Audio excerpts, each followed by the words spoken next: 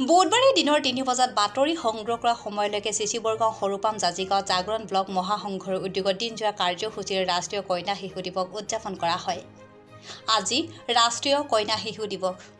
দেশৰ কন্যা শিশুসকলৰ সৰ্বাংগীন বিকাশ তথা কন্যা সন্তানৰ ক্ষেত্ৰত চলি অহা বিভিন্ন সামাজিক বৈষম্যতাসমূহ দূৰীকৰণ কৰি কন্যা শিশুসকলক পুৰুষৰ সমানে আগুৱাই নিয়াৰ উদ্দেশ্যে প্ৰতি বছৰে ২৪ জানুৱাৰীৰ দিনটো ৰাষ্ট্ৰীয় কন্যা শিশু দিৱস হিচাপে উদযাপন কৰি অহা হৈছে।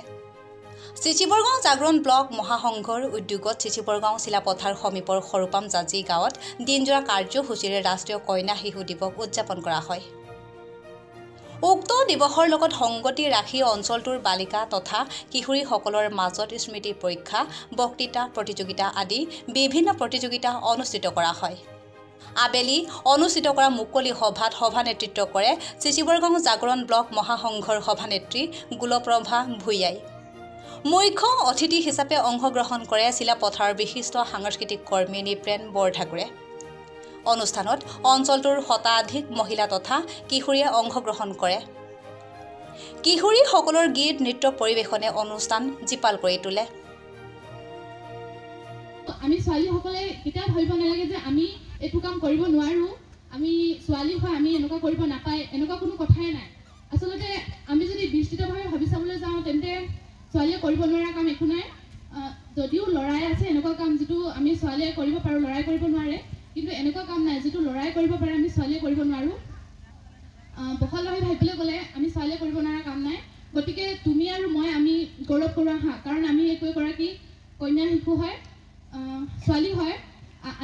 আজি কন্যা, কাইলৈ দেশৰ ভৱিষ্যত। গতিকে কোনোদিন আমি তলপৰি দিব নালাগে যে আমি ছোৱালী। ব্লক মহাসংঘ, এই ব্লক মহাসংঘৰ আমি 4টা পঞ্চায়তত কিশোৰী মহিলাসকলে আমি 2007 চনৰ পৰাই কাম কৰি আহিছোঁ। প্ৰতি বছৰে আমি 24 জানুৱাৰী দিনটোত কন্যা শিশু দিৱস হিচাপে আমি পালন কৰি আহিছোঁ। সেই সূত্ৰে আজি এই বেতনীপাম সৰুপাম জাজি আমি কিশোৰী সংঘ মহিলাসকলে লগ লাগি আমি 24 জানুৱাৰী কন্যা শিশু দিৱসটি উদযাপন কৰিছোঁ। ইয়াৰ মূল উদ্দেশ্য হৈছে আমি কন্যা শিশুসকলক আমি শিক্ষাৰ ফালৰ পৰাই হওক, সামাজিক ফালৰ পৰাই হওক, তেওঁলোকৰ যিখিনি বঞ্চিত হৈ আছে সেই বঞ্চিত হৈ থকা কিশোৰীসকলক আমি যাতে তেওঁলোকৰ আগুৱাই অনাৰ ক্ষেত্ৰত আমি ভূমিকা পালন কৰিব পাৰোঁ আৰু তেওঁলোকক প্ৰতিটো দিশত আমি আগুৱাই যোৱাত সহায় কৰিব পাৰোঁ। তেওঁলোকে অকল কিশোৰীসকলক দেখা যায় বিভিন্ন ক্ষেত্ৰত তেওঁলোকক অৱহেলা চকুৰে চোৱা যায়, পুৰুষসকলক আস্থান দিয়ে। সেই ক্ষেত্ৰত আমি কিশোৰীসকলক প্ৰতিটো ক্ষেত্ৰত আগবাঢ়ি যাবৰ বাবে আমাৰ ফালৰ পৰা আমি যিমানখিনি পাৰোঁ তেওঁলোকক দিহা পৰামৰ্শ আদিৰ পৰা সকলোখিনি আমি কৰি আহিছোঁ আৰু এই ক্ষেত্ৰত তেওঁলোকে যথেষ্টখিনি আগবাঢ়ি গৈছে বুলি ভাবিছোঁ আৰু ভৱিষ্যতেও যাতে তেওঁলোকে নিজৰ স্থিতি স্পষ্ট কৰি তেওঁলোকে নিজৰ ভৰিত থিয় দি আগবাঢ়ি যাব পাৰে, সেই কামনাৰে আজি এই 24 জানুৱাৰী দিনটো উদযাপন কৰা হৈছে। আমি স্মৃতি পৰীক্ষা ৰাখিছিলোঁ কিশোৰীসকলৰ মাজত আৰু গান্ধীজী নেতাজী আৰু আজি এই 24 জানুৱাৰী দিনটো তাৎপৰ্যৰ তেওঁলোকৰ বক্তৃতা অনুষ্ঠানটি ৰখা হৈছে। বাকী ৰেলী হৈছিলে প্ৰথম।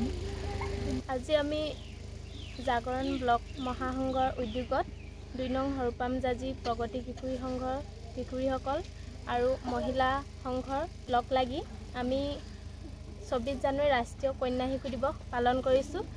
যিহেতু এই দিনটো বিশেষকৈ কন্যা শিশুসকলৰ মহিলাসকলৰ গুৰুত্বপূৰ্ণ এটি দিন, সেইবাবে আমি মহিলাসকলৰ নিজৰ অধিকাৰ, সেই অধিকাৰ প্ৰতি জাগ্ৰত কৰি তুলিবৰ বাবে আমি সমূহ লগ হৈ পিনি মহিলা কিশোৰীসকলৰ লগত যি অন্ধবিশ্বাস কিশোৰীসকল কবলত পৰি আছে, সেইবিলাক সমস্যাৰ চবে লগ খাই পিনি আমি আঁতৰ কৰিম বুলি আজি মূল উদ্দেশ্য কৰি এই ৰাষ্ট্ৰীয় কন্যা শিশু দিৱসটো আমি কন্যাসকলে অনুষ্ঠিত কৰিছিলোঁ। কি অনুষ্ঠান হৈছিলে আজি?